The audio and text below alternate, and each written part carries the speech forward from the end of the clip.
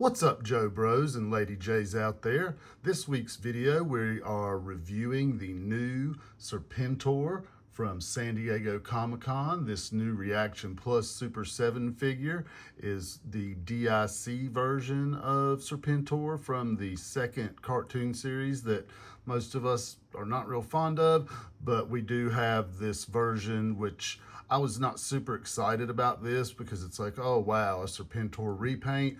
But then when I got the figure in hand, wow, it looks so much better than even the first Super 7 figure, which I really liked.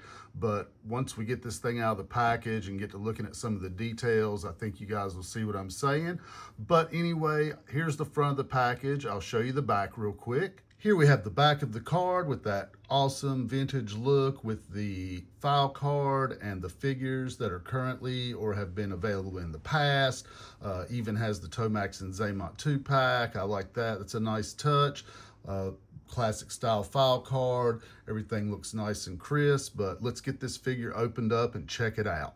Now we have the figure freed from his cardboard and plastic prison.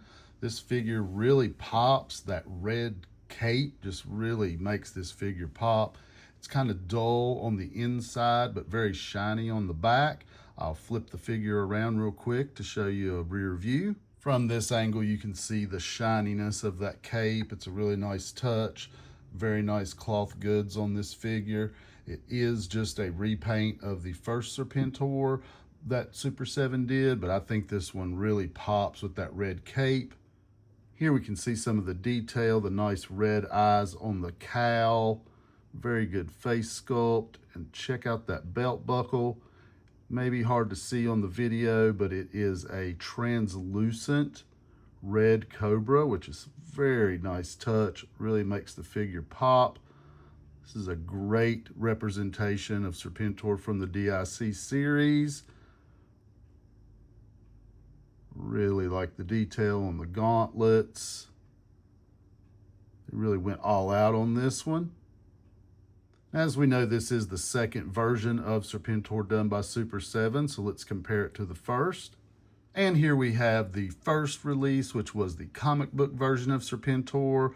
I really loved this figure until I got this new one, which I really do like better, even though I'm not a fan of the DIC cartoons. It's just got a lot of cool details on it. You can see it is the same sculpt, just a repaint, different colored cape, different belt buckle. I'd really like to know how they did that translucent red on there. It looks really nice. You can see the differences in the colors of the cowl and overall, but you have the red eyes on the new one, the black eyes on the first one. I'm not even sure if that staff came with the Serpentor. I may have just put it with it, but I think it looks cool. You can see they have the same knife. The new one has a red handle. The original has a gold. Both nice pieces. As I said, this is a well sculpted figure, but this new DIC version, just that pop of red on there just really makes this figure stand out.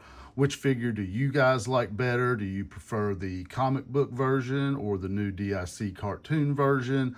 I'm really digging the DIC version. The colors just make it pop. That white on the headpiece behind the cowl just really makes that cowl and his face pop out better. The first one, it kind of blends in a little more. There is the extra detail on the first one of the yellow edges with the gold, but then this one, the new one's all green, but we do still have the nice white teeth. Same head sculpt. Like I said, there's nothing wrong with reusing parts and redoing repaints, especially with a convention exclusive figure like this. What do you guys think? Which one do you like better? I'd really like to know your opinion. That's what we're making videos for, to see what the fan base thinks. I personally like the DIC version better, which really surprised me because I was so happy with the first version. But this one, like I said, this figure just really pops. I think it looks great. Like I said, let me know what you guys think. If you've made it this far into the video, give me a like. I'm going to continue to make Super 7 O-ring videos as I'm just an O-ring guy.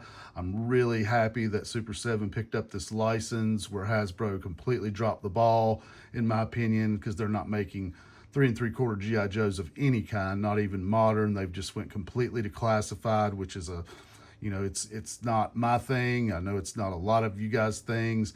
What do you guys like classified better? Or are you an O-ring guy like me? Let me know. I'd love to hear your opinions on this. But we're going to do some more Super 7 videos coming up. And if you missed last week's video, I reviewed the San Diego Comic-Con Battle Android Trooper. Be sure to go check that one out. If you dig toy review videos, please be sure to subscribe to the channel. And I will see you Joe Bros and Lady J's next time.